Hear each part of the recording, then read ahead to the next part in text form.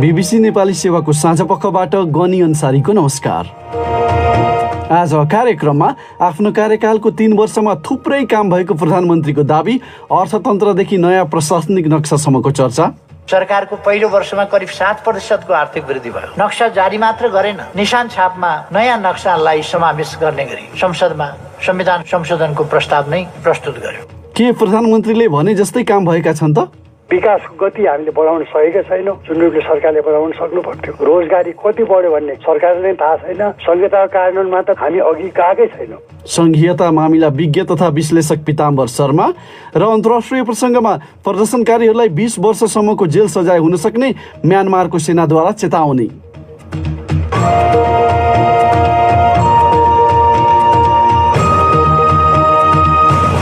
तर सबैभन्दा पहिला आजका प्रमुख विश्व समाचार। विष्णु पोखरेलबाट समाचार सुन्नुहोस्। म्यानमारको केन्द्रीय सहर माण्डलेमा सैनिकहरूले प्रदर्शनकारीमाथि रबरका गोली प्रहार गरेका छन्। 2 साता अघि सैन्यको मार्फत सेनाले सत्ता लिएपछि त्यहाँ लगातार प्रदर्शन भइरहेका छन्। बीबीसीकी सिलिया ह्याटन भन्छिन्, माण्डेलेबाट गरिएका सामाजिक सञ्जाल पोस्टहरूमा घाइते प्रदर्शनकारी देखिएका छन् भने गोली चलेको आवाज पनि सुनिएको छ। बीबीसी संवाददाताको भनाई, सेनाले अहिले सहरहरूमा आफ्नो उपस्थिति बढाएको छ। सेना नेतृत्वको सरकारले आफ्नो नियम नमान्नेका लागि कडा खाले सजाय सहितका नयाँ कानुनहरू पनि सार्वजनिक गरेको छ। अन्तर्राष्ट्रिय रूपमा भारतको छवि नराम्रो बनाउन प्रयोग गरिएको भनिएको एउटा दस्तावेजमाथि भइरहेको अनुसन्धान अन्तर्गत थप 2 जना अधिकार कर्मीलाई पक्राउ गर्न भारतको एउटा अदालतले पक्राउ पूर्जी जारी गरेको छ। दिल्ली प्रहरीले निकिता ज्याकब र शान्तनुमाथि सामाजिक सञ्जालमा साझा गरिएको एउटा दस्तावेजलाई लिएर अनुसन्धान गरिरहेको छ। उक्त दस्तावेजमा नयाँ कृषि कानुनहरूको विरोध गरिरहेका भारतीय कृषकलाई कसरी सहयोग गर्ने भन्ने उल्लेख भएको बताइएको छ। निकिता गिरफ्तारीबाट बच्नका लागि मुम्बई उच्च अदालतमा अन्तरिम आदेशका लागि अपिल गर्न गएकी थिइन्। आइतबार स्विडिस अधिकार कर्मी ग्रेटा टुनबेर्गको वातावरणवादी समूहको भारतमा शाखा खोल्ने दिशा रविलाई पक्राउ गरिएपछि अभियन्ता र राजनीतिक कर्मीमा आक्रोश देखिएको छ। बीबीसीका अनवरसन यतिराजन भन्छन्, उक्त दस्तावेजले प्रदर्शनबारे सूचना दिन्छ र मानिसहरूले कसरी त्यसलाई अनलाइनबाट सहयोग गर्न सक्छन् भन्ने जानकारी दिन्छ।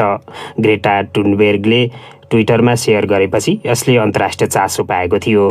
बीबीसी संवाददाताको भनाई, दर्जनौं गिरफ्तारी सहित कारबाही गरेर चीनले एउटा श्रृङ्खलाबद्ध नक्कली खोप बनाउने गतिविधिलाई नियन्त्रणमा लिएको जनाएको छ।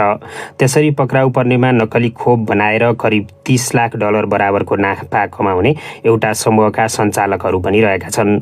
चिनिया प्रहरीका अनुसार नक्कली खोप बनाइएका 21वटा भिन्नाभिन्नै घटनामा संलग्न 70 जना गिरफ्तार भएका छन्। चीनले 4 करोड डोज सक्कली खोप बनाइसकेको छ र विकासोन्मुख देशहरूमा त्यसको व्यापक प्रयोग पनि भएको छ। तपाईँ बीबीसी नेपाली सेवाको साँझ पख सुनिरहनु भएको छ।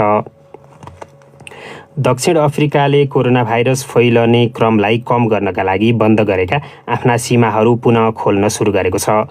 उसले सीमाहरू खुलेसँगै विभिन्न देशहरूबाट सामान बोकेर आएका कन्टेनरहरू दक्षिण अफ्रिका प्रवेश गर्न थालेका छन्।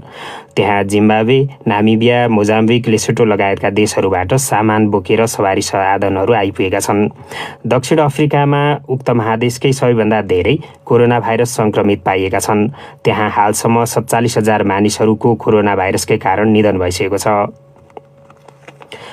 एकजना ब्रिटिस पाकिस्तानी अभियन्ता युसाफ अली खानलाई देशद्रोहको अभियोगमा पाकिस्तानी प्रहरीले गिरफ्तार गरेको छ। उनले लन्डनमा देशविरोधी अभिव्यक्ति दिएको र सामाजिक सञ्जालमा त्यसलाई प्रसारण गरेको भन्दै पक्राउ गरिएको हो। उनी एकजना आफन्तको अन्तिम संस्कारमा सहभागी हुन पाकिस्तान पुगेका थिए। उनलाई खैबर पख्तुनख्वा प्रान्तको स्वाबी सहरबाट गिरफ्तार गरिएको हो।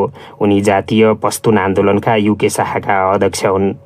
उक्त आन्दोलनले अफगानिस्तान सीमामा पाकिस्तानी सेनाले गरेको कारबाहीका बेला भएका अत्याचारको जवाफदेहिता खोज्ने अभियान चलाइरहेको छ। र अफगानिस्तान स्थित संयुक्त राष्ट्रसङ्घीय नियोगले गत सेप्टेम्बरमा शान्ति वार्ता सुरु भए यता मानवाधिकारवादी र सञ्चारकर्मीहरूको हत्याको सङ्ख्या निकै बढेको बताएको छ। उक्त नियोगका अनुसार गएको 5 महिनामा उनीहरूलाई नै लक्षित गरेर गरिएका हमलामा परेर 11 जना उक्त क्षेत्रका व्यक्तिहरूको हत्या भएको छ। संयुक्त राष्ट्रसङ्घले भनेको छ हत्याका घटना बढेपछि कैयौँ मानवाधिकार कर्मी र सञ्चारकर्मीले कि त जागिर छाडेका छन् कि त देश छाडिरहेका छन्। यो BBC नेपाली सेवा हो।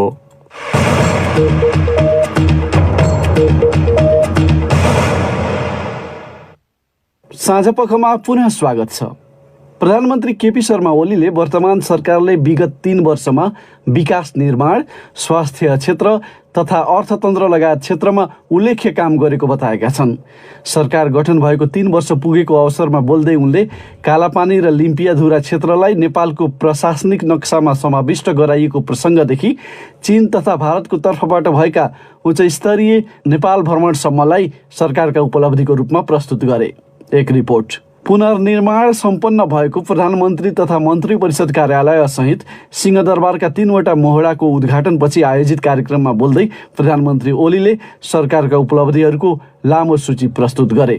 संविधान तथा संघीयता कार्यान्वयनको दिशामा धेरै काम भएको जिकिर गर्दै उनले भने, प्रदेश र स्थानीय तहका लागि आवश्यक संगठनात्मक संरचना स्वीकृत गरियो। कर्मचारी समायोजन जस्तो जटिल काम 1 वर्षभित्रै सम्पन्न गरी संघ, प्रदेश र स्थानीय तहमा आवश्यक जनशक्ति व्यवस्थापन गरियो। संविधान कार्यान्वयनका लागि आवश्यक नीतिगत व्यवस्था, संस्थागत तथा भौतिक संरचनाहरू तयार भएका छन्। आफूले सरकारको नेतृत्व सम्हाल्ने बेला अस्तव्यस्त रहेको अर्थतन्त्र अहिले राम्रो अवस्थामा आएको प्रधानमन्त्रीले दाबी गरे। सरकारको पहिलो वर्षमा करिब 7% को आर्थिक वृद्धि भयो।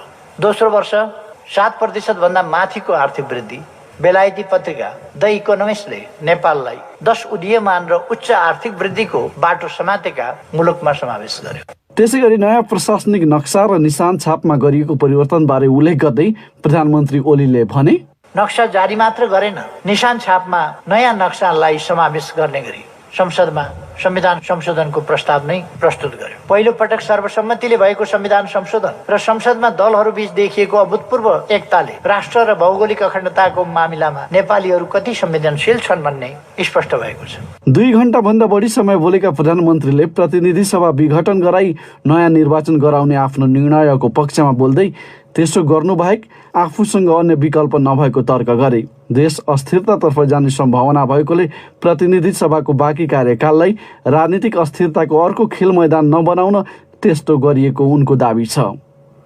यसै सन्दर्भमा केही बेर अघि हामीले सङ्घीय मामिलाका विज्ञ तथा राजनीतिक विश्लेषक पीताम्बर शर्मालाई प्रधानमन्त्रीले प्रस्तुत गरेका उपलब्धिलाई तपाईँले कसरी हेर्नु भएको छ भनेर सोधेका थियौँ।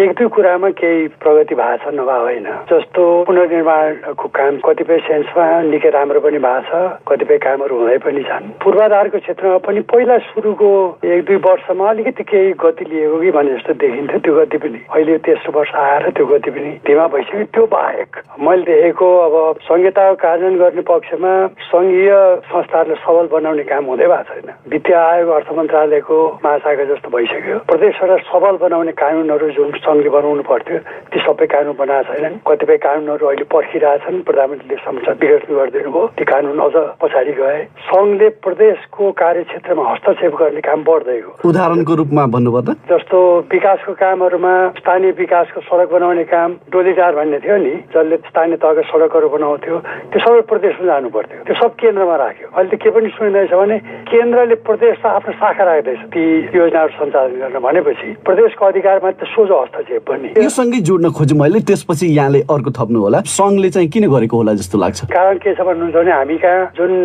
यो कार्य विस्तृतीकरण भयो, अधिकार क्षेत्रहरू जुन थिए संविधानले निर्दिष्ट गरेका, त्यो अधिकार क्षेत्रको कार्य विस्तृतीकरण गर्ने काम मुख्यतः माथिल्ला कर्मचारीले गरे केन्द्रमा रहेका, र तिनले सबै अधिकार आफ्नै भित्र राखिदिए कि केन्द्रमा राखिदिए। त्यसले गर्दा अहिले अधिकारको सूची एकातिर राखेर कार्य विस्तृतीकरणलाई अर्कोतिर राखेर हेर्नु हो भने अधिकारको सूचीले यो अधिकार त प्रदेशसँग भन्ने तपाईँलाई लाग्छ, तर वस्तु त त्यो अधिकारका खास प्रयोग त केन्द्रले गरिरहेको छ अहिले पनि। धेरै आयोजनामा त्यस्तो भइरहेछ। त्यसले गर्दा प्रदेशका संस्थाहरूलाई सबल बनाउने, ती संस्थाहरूलाई काम गर्ने बनाउने, सङ्घ र प्रदेश बीचमा राम्रो विकासको काममा समन्वय गरेर जाने, प्रदेशका आकांक्षाहरूलाई सङ्घका योजनाहरूमा रिफ्लेक्ट हुने, त्यो न संयन्त्र छ न संयन्त्रलाई हामीले राम्रोसँग सञ्चालन गर्न सकेका छौँ। प्रदेशलाई सङ्घकै इकाइ हो भनेर प्रधानमन्त्रीले भन्नुभयो एक ठाउँमा। अहिले उहाँले त्यसको ब्याक ट्र्याक जति गरे पनि त्यसले गर्दा एक संहिताप्रतिको उहाँको प्रतिबद्धता सुरुदेखि नै त्यसमा प्रश्न चिन्ह थियो। कार्यान्वयनमा त त्यो प्रतिबद्धतामाथि ठुलो प्रश्न चिन्ह छ। उहाँकै पार्टीका मुख्यमन्त्रीहरूले मौका भनिरहेछन्। राजनीतिक कारणले अरू कुरा गरे पनि वास्तवमा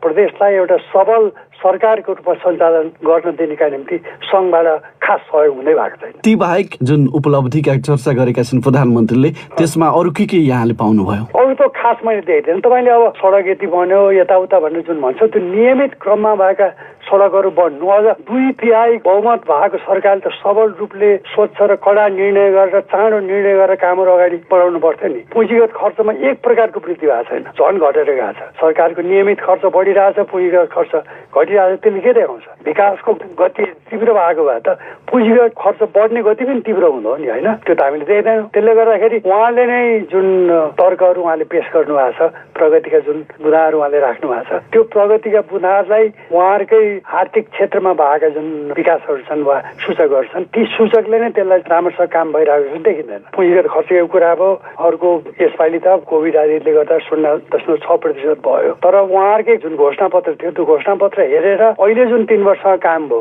त्यो 3 वर्षको कामलाई त्यो घोषणापत्रको परिप्रेक्ष्यमा हेर्नुपर्छ नि। त्यो हेर्नु हो भने त काम त घोषणापत्रले जति भनेको थियो त्यसको 1/3 काम पनि भएको। नियमित कामलाई काम भएको भनेर भन्न मिल्दैन। 2/3 झन्डै पुगेको सरकारले। अर्को कुरा, प्रधानमन्त्रीले धेरै जसो भाषणमा नक्साका कुरा नछुटाइकन भन्ने गर्छ, नयाँ नक्सा जारी गरे, त्यो चाहिँ भएकै हो नि, होइन र? नक्सा जारी भएको, तर नक्साको पछाडिको अर्को रहस्य पनि छ। त्यो रहस्य के भने यदि नक्साका निम्ति नागरिक समाजले ठुलो आवाज नउठाएको भए प्रधानले त्यो कुरा लिनुहुन्थ्यो हुँदैन त्यो शङ्कामा छ।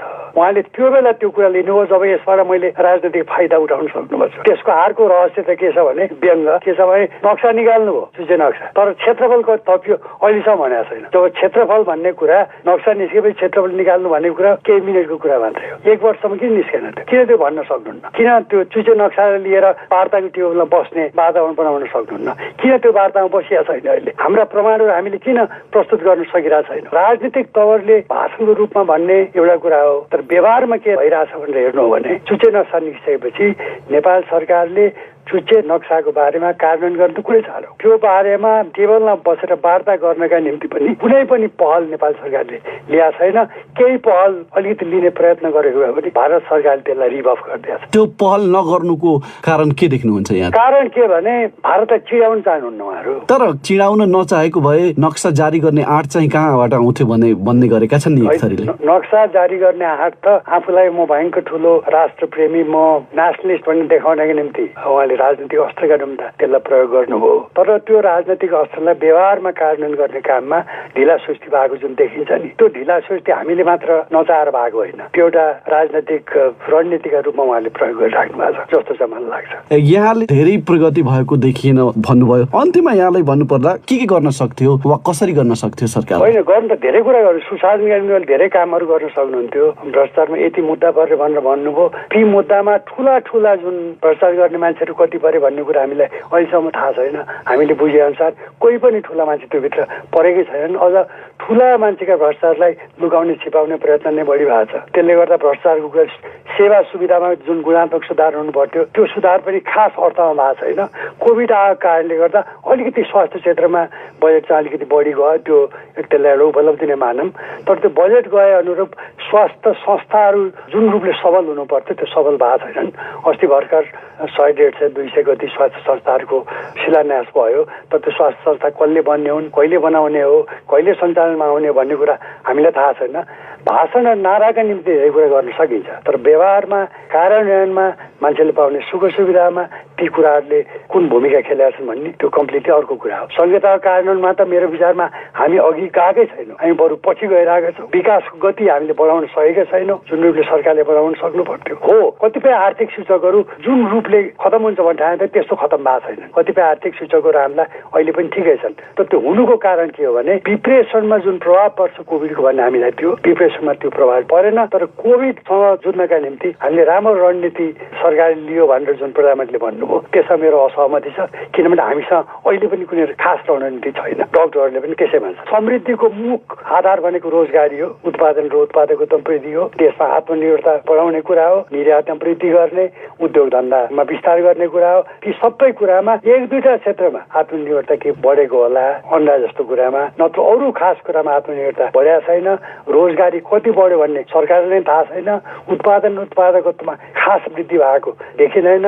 निर्यातमा वृद्धि भएको आयातमा कम भएर हो। आयात कम भएको चाहिँ मुख्यतः नेपाल आत्मनिर्भर भएर होइन, कोभिडको मारमा परेको हुनाले उद्योगबाट मागै कम भयो, त्यसले गर्दा आयात कम भयो। अहिले जुन अरू विकास भइरहेछन् ती विकासका नियमित प्रक्रिया हुन् कि ती नियमित प्रक्रियालाई अहिलेको जस्तो शक्तिशाली प्रधानमन्त्री शक्तिशाली सरकारले मैले यति गरेँ भनेर छाती ठोक्न अलि मिल्दैन कि भन्ने मेरो जिकिर हो। संघीयता मामिलाका विज्ञ तथा विश्लेषक पीताम्बर शर्मा। अब सुनौ तपाईँहरूले नै पठाएका प्रतिक्रिया। प्रस्तुत गर्दैछन् साथीहरू विष्णु पोखरेल र रमा पराजुली। आज हामीले सामाजिक सञ्जाल ट्विटर र फेसबुकमा राखेको प्रश्न थियो, सरकारले कोभिड खोपका लागि पहिले आफैले घोषणा गरेको प्राथमिकता मिचेर स्वास्थ्यकर्मी तथा अग्रमोर्चामा रहेका व्यक्तिहरूपछि सञ्चारकर्मी र सरकारी कर्मचारीहरूलाई खोप दिइरहेको छ। त्यसो गर्दा वृद्ध र विभिन्न दीर्घ रोगबाट पीडित व्यक्तिहरूले खोप पाउन अझै कुर्नुपर्ने भएको छ। यसबारे तपाईँको धारणा के छ? हामीलाई प्राप्त जवाफमध्ये केहीलाई यहाँ प्रस्तुत गर्दैछौँ। फेसबुकमा चन्दु धामीले लेखेका छन्, मेरो विचारमा वृद्धलाई पनि पहिलो प्राथमिकतामा राख्नुपर्ने थियो। डम्बर दर्लामीको मत चाहिँ यस्तो छ, वर्तमान सरकारले बोलीमा भन्दा पनि काम र व्यवहारमा परिवर्तन गरेर देश जनता अनि राष्ट्रको हित हुने दृढ संकल्प लिनु उचित देखिन्छ। फेसबुकमै अनिल अधिकारी राजु लेख्छन्, सरकार नामको मात्रै भएपछि यस्तै हो। यो नेपाली जनतामाथि गरिएको खेलाँची हो। भारतले दिएको 10 लाख खोप भटाभट लगाउने र विशेष गरी दीर्घ रोगीबाट सुरु गरेर उमेर अनुसार लगाउनु पर्छ। 20-25 वर्षका युवाले खोप लगाइरहँदा 50-55 वर्षका बाबुआमाले कोरोनाकै कारण ज्यान गुमाउनु नपरोस्। ट्विटरमा सुजन बगालेले लेखेका छन्, यदि तपाईँले पनि खोप लगाएर यो समाचार लेख्दै हुनुहुन्छ भने तपाईँ पनि निर्लज्ज व्यक्ति हो। लगाउनु भएको छैन भने पहिले घरका पाका बुवा आमा हजुरबुवा जसलाई प्राथमिकतामा राख्नुपर्ने हो उहाँहरूलाई लगाउन पहल गर्नुहोला। ट्विटरमै बलराम जोशी यस्तो प्रतिक्रिया दिन्छन्, खोप सबै नागरिकका लागि अपरिहार्य आवश्यकता हो, तर परिस्थिति विश्लेषण गर्दै ज्येष्ठ नागरिक र बालबालिका दुवैको महत्त्वलाई मनन गरी प्राथमिकता दिनु विवेकपूर्ण हुन्छ। नवीन सापकोटाले फेसबुकमा व्यङ्ग्यात्मक प्रतिक्रिया दिएका छन्। उनी लेख्छन्, सरकार जे बोल्छ त्यो गर्दैन, सरकार जे बोल्दैन त्यही गर्छ के। यस्तै हो हाम्रो नेपालमा, म जे बोल्छु त्यो गर्दिन, म जे बोल्दिन त्यो गर्छु। हाम्रो देशका नेताहरूको बानी त्यही त हो। र विष्णुबहादुर छेत्रीले फेसबुकमै लेखेका छन्, नेपालमा सरकार छ तर सरकार भन्ने के हो थाहा समेत नभएका मान्छे सरकारमा छन्। त्यसैले सबै कुरा गलत भएर दुर्दशा भइरहेको छ। तपाईँ बीबीसी नेपाली सेवाको साँझपख सुनिरहनु भएको छ। अब नेपाल बाहिरका केही विषय। म्यानमारको सेनाले देशभरि सैन्य कुको विरोध गरिरहेकाहरूलाई उनीहरूले सुरक्षा फौजलाई बाधा पुर्याएमा 20 वर्षसम्मको जेल सजाय भोग्न सक्ने चेतावनी दिएको छ। सेनाले सैन्य नेताहरूप्रति उसकी शब्दमा घृणा र अवहेलनाका लागि उक्साउनेहरूले लामो समयसम्म जेल बस्नुपर्ने र ठूलो जरिवाना तिर्नुपर्ने पनि बताएको छ।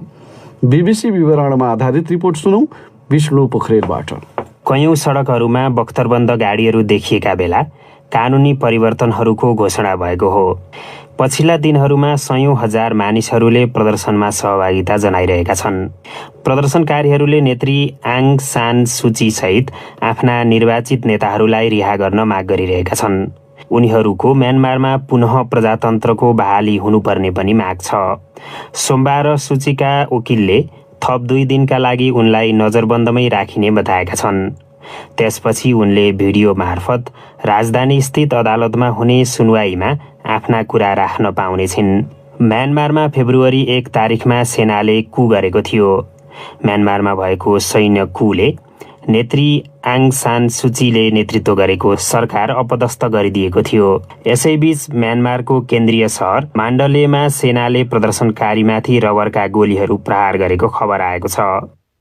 भारतमा मध्य सेप्टेम्बरमा 10 लाखभन्दा बढी मानिस कोरोना भाइरसका सक्रिय सङ्क्रमित थिए। त्यसपछि क्रमशः उक्त सङ्ख्या घट्दै गयो र त्यस यता स्थितिमा निकै सुधार आएको छ। भारतमा कोरोना भाइरस सङ्क्रमण वातै घट्नु नाटकीय हो कि होइन? बीबीसीका सौतिक विश्वासले तयार पारेको यो रिपोर्ट सुनौ। गत साताको मध्यदेखि त सङ्क्रमितको सरदर दैनिक सङ्ख्या नै 10,000मा घट्न पुग्यो। त्यसै अवधिमा भारतका आधाभन्दा बढी राज्यमा एउटा पनि कोभिड सम्बन्धी मृत्यु अभिलेखमा आएन। 10 महिनामा पहिलो पटक मङ्गलबार दिल्लीमा समेत मृत्यु हुनेको सङ्ख्या शून्यमा झर्यो। मिशिगन विश्वविद्यालयमा बायोस्ट्याटिस्टिक्स र एपिडेमियोलोजीका प्राध्यापक ब्रह्म मुखर्जीले भने अझ पनि भारत हर्ड इम्युनिटी अर्थात् सामुदायिक रोग प्रतिरोध क्षमताको अवस्थाबाट टाढै छ। उनले भारतमा किन सङ्क्रमण तीव्र रूपमा घट्यो भन्ने प्रश्नको स्पष्ट उत्तर तत्काल नपाइने बताए। पछिल्लो सिरो सर्भेले भारतमा 21% वयस्क र 25% बच्चाहरूमा भाइरस सङ्क्रमण भइसकेको देखाएको छ। विज्ञहरूले फरक कारणहरू हुन सक्ने बताएका छन्। महामारीको अध्ययन गरिरहेका दिल्ली स्थित सेन्टर फर पोलिसी रिसर्चका पार्थ मुखोपाध्याय भन्छन्, यदि ठूलो सङ्ख्यामा सामान्य वा लक्षण नदेखिएका सङ्क्रमित छन् भने पनि किन भारतमा त्यस्तो हुन पुग्यो भन्ने विश्लेषण गर्नुपर्ने हुन्छ। त्यसै कारण सामुदायिक प्रतिरोधात्मक क्षमता पो विकास भएको छ कि? फेरि नेपाल। चीनसँगको व्यापारिक नाका रसुवागढी भएर अझै नेपाली सामान निर्यात गर्न नपाइएको रसुवागढी भन्सार कार्यालयले जनाएको छ। चिनिया बजारमा नेपाली सामानको माग भए पनि आफूहरूले पठाउन नपाएको नेपाली व्यापारीहरूले गुनासो गरेका छन्। चिनिया सामानको आयात पनि नियन्त्रित रूपमा मात्रै भइरहेको व्यापारीहरू बताउँछन्। सुनौ नुवाकोटबाट हाम्री संवाददाता शक्तिमाया तामाङले पठाएको यो रिपोर्ट। हिउँ तथा पहिरोले सडक पुरिँदा 2076 माघ 15 गतेदेखि बन्द भएको रसुवागढी नाका त्यस लगतै फैलिएको कोरोना भाइरसको महामारीका कारण बन्द रहेकोमा गत भदौबाट एकतर्फी रूपमा सञ्चालन भएको छ। चिनिया पक्षले लामो समयदेखि निर्यातमा रोक लगाउनुको साथै आयातमा पनि कडाई गरी अहिले दैनिकका 5वटा मात्र चिनिया गाडीमा सामग्री पठाइरहेको सरकारी अधिकारीले बताए। नेपालले चीनबाट इलेक्ट्रोनिक्स, लत्ता कपडा, औद्योगिक सामान लगायतका सामान आयात गर्छ भने नेपालबाट खाद्य सामग्री, घरेलु हस्तकला र सिंगारका सामान निर्यात हुने गरेको रसुवागढी भन्सार कार्यालयका प्रमुख रामप्रसाद रेग्मीले बताए। भदौदेखि दैनिक रूपमा 5वटा गाडीको दरले निरन्तर रूपमा अहिलेसम्म चालु छ।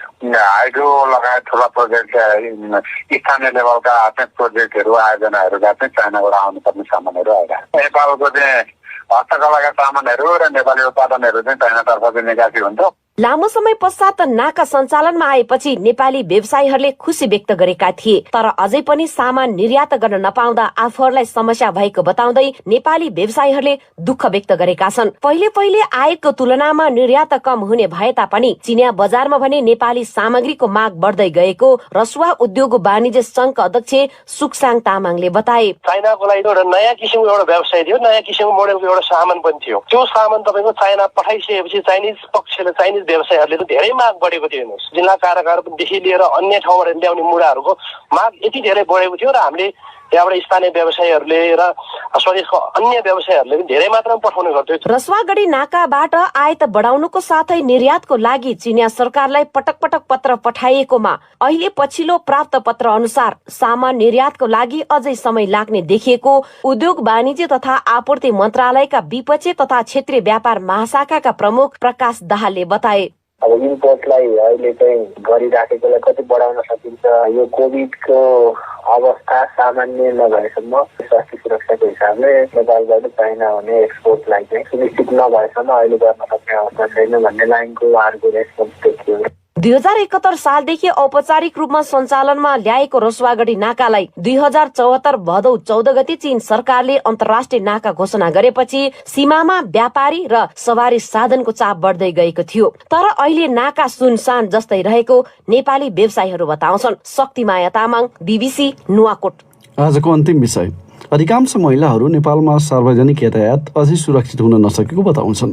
आवश्यक कानुनहरू बने पनि त्यसको कार्यान्वयनमा ध्यान नदिएको जानकारहरू औल्याउँछन्। उपलब्ध सिटभन्दा बढी मान्छे चढाउने, महिलाका लागि आरक्षित सिट पर्याप्त नहुनुले पनि समस्या भएको कतिपयको ठम्याइ बीच हिंसाको प्रतिकार गर्नेलाई साथ नदिने प्रवृत्तिले पनि धेरै महिलाहरू दिनहुँ जसो हिंसा सहदै यात्रा गर्न बाध्य बनाएको उनीहरू बताउँछन्। सुनौ मतिनाथ वानावासुको यो रिपोर्ट।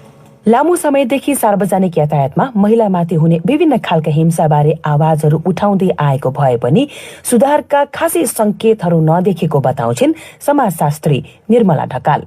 विशेष गरी विद्यालय वा कलेज जाने उमेरका अधिकांश किशोरीहरूलाई उनीहरूको पढाइको भन्दा गाडीमा हुन सक्ने दुर्व्यवहारको चिन्ताले सताउने गरेको उनी सुनाउँछिन्। हामीले देखिने रूपमा चाहिँ सार्वजनिक यातायातमा गभर्नमेन्टले दुर्व्यवहार रोक्नलाई गरेको फिल हुने किसिमले चाहिँ कुनै पनि देखिँदैन है। किनभने सार्वजनिक यातायातमा हेर्ने म धेरै जसो बच्चाहरूलाई पनि म पढाउँछु, सोच्छु कि कहिले काहीँ तिमीहरू पब्लिक भेहिकलमा हिँड्दाखेरि दुर्व्यवहार भयो भने के गर्छौ भन्ने कुरा यदि नियम कानुन थियो र पढाइन्थ्यो भने त उनीहरूलाई थाहा हुन्थ्यो होला। एटलिस्ट हामी यो नम्बरमा फोन गर्नुपर्छ अथवा यस्तो खालको चाहिँ कम्प्लेन गर्नुपर्छ भन्ने पनि त्यो बच्चाहरूलाई थाहा छैन धेरैलाई। किशोरी मात्र होइन, ढिलो कार्यालय छुट्टी हुने महिला कर्मचारीलाई पनि घर फर्कँदा गाडी पाइने हो कि होइन, सिट पाइन्छ कि पाइँदैन, उभिन परे वरिपरि कस्ता मान्छे पर्ने हुन्, के झेल्न पर्ने होला भन्ने चिन्ता हुन्छ। महिला अधिकार कर्मी प्रनिका कोयु सार्वजनिक यातायातभित्र हुने महिला हिंसालाई सरकार लगायत अन्य निकायले अहिलेसम्म गम्भीरतापूर्वक नलिएको टिप्पणी गर्छिन्।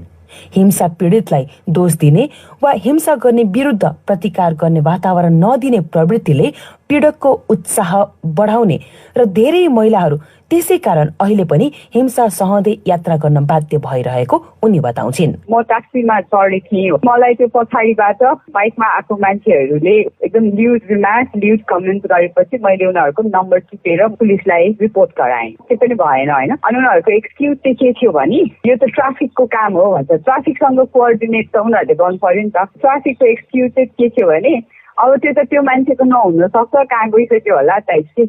नेपाल यातायात व्यवसायी राष्ट्रिय महासंघका अध्यक्ष योगेन्द्रनाथ कर्माचार्य चालकलाई यात्रुसँगको उनीहरूको व्यवहार बोलीबारे नियमित अभिमुखीकरण कार्यक्रमहरू गरिरहेको हुँदा पछिल्लो समय सार्वजनिक यातायातमा हुने महिला हिंसामा उल्लेख्य सुधार भइसकेको दावी गर्छन्। हामीले स्थानीय संस्थाहरू, हाम्रो महासंघ अन्तर्गत संस्थाहरू, त्यहाँ सम्बन्धित जिल्लाको ट्राफिक अनि त्यहाँको स्थानीय प्रशासनहरू सबै राखेर ओरिएन्टेसन दिने काम गरिरहेको चालक र सहचालकलाई। त्यो महिला हिंसाको कुरामा अहिले धेरै कुरामा न्यून छ। अहिले त्यो अहिले तपाईँ हेर्नु होला, जिरो त म भन्दिनँ, अपवादमा होला, महिला हिंसाको कुरामा अत्यन्त न्यून छ। कानून कर्मी शर्मिला श्रेष्ठ चालक अनुमति प्राप्त गर्न उमेर र क्षमतासँगै उनीहरूको आचरणबारे पनि अभिलेख राख्ने कानूनी व्यवस्था हुनुपर्ने सुझाउँछिन्। अभद्र र अमर्यादित बोली र व्यवहारका लागि उनीहरूलाई जिम्मेवार बनाउन पर्ने उनी बताउँछिन्। तिमीहरू पनि एउटा मर्यादित पद हो र तिमीहरूको गाडीमा यदि त्यस्तो खाले कुनै पनि अभद्र व्यवहार हुन्छ, यौनजन्य हिंसा हुन्छ भने तिमी चालकको रूपमा योग्य नहुने, तिमी सहचालकको रूपमा योग्य नहुने, तिम्रो ड्राइभिङ लाइसेन्स चाहिँ नवीकरण नहुने, यस्ता खाले व्यवस्थाहरू कानुनी रूपमा भइदियो भने हेर्नु सार्वजनिक यातायातमा हुने यौन व्यवहार चाहिँ 80% नै खर्च हुन्छ। म त कसैले छुँदा मात्र होइन, गाडीभित्र बजाइने गीतले पनि कतिपय महिलाहरूलाई असहज यात्रा गर्न बाध्य बनाउने उनीहरू बताउँछन्। त्यसको सट्टा दुर्व्यवहार निरुत्साहित गर्ने खालका सन्देशहरू बजाउने र गाडीमा ठाउँ ठाउँमा त्यस्ता सन्देशहरू टाँस्ने गर्नाले चालक मात्र नभई यात्रु समेत सजग हुने हुँदा हिंसा न्यूनीकरणमा सहयोग पुग्ने जानकारहरू बताउँछन्। मतिना त्वानाबासु, BBC काठमाडौँ। अब अन्त्यमा प्रमुख विश्व समाचार संक्षेपमा। म्यानमारको केन्द्रीय सहर माण्डलेमा सैनिकहरूले प्रदर्शनकारीमाथि रबरका गोली प्रहार गरेका छन्। 2 साता अघि त्यहाँ सेनाले कु गरेपछि लगातार प्रदर्शन भइरहेको छ। अन्तर्राष्ट्रिय रूपमा भारतको छवि नराम्रो बनाउन प्रयोग गरिएको भनिएको एउटा दस्तावेजमाथि भइरहेको अनुसन्धान अन्तर्गत थप 2 जना अधिकार कर्मीलाई पक्राउ गर्न भारतको एउटा अदालतले पक्राउ पूर्जी जारी गरेको छ। दर्जनौं गिरफ्तारी सहित कारबाही गरेर चीनले एउटा श्रृङ्खलाबद्ध नक्कली खोप बनाउने गतिविधिलाई नियन्त्रणमा लिएको जनाएको छ। दक्षिण अफ्रिकाले कोरोना भाइरस फैलने क्रमलाई कम गर्नका लागि बन्द गरेका आफ्ना सीमाहरू पुनः खोल्न सुरु गरेको छ। एकजना ब्रिटिस पाकिस्तानी अभियन्ता युसाफ अली खानलाई देशद्रोहको अभियोगमा पाकिस्तान प्रहरीले पक्राउ गरेको छ र अफगानिस्तान स्थित संयुक्त राष्ट्रसङ्घीय नियोगले गत सेप्टेम्बरमा शान्ति वार्ता सुरु भए यता मानवाधिकारवादी र सञ्चारकर्मीको हत्याको सङ्ख्या निकै बढेको जनाएको छ।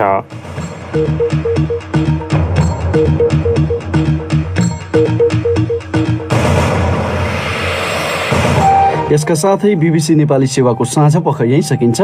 भोलि बिहान 7:15 बजेसम्मका लागि हामी सबैलाई बिदा दिनुहोस्। नमस्कार।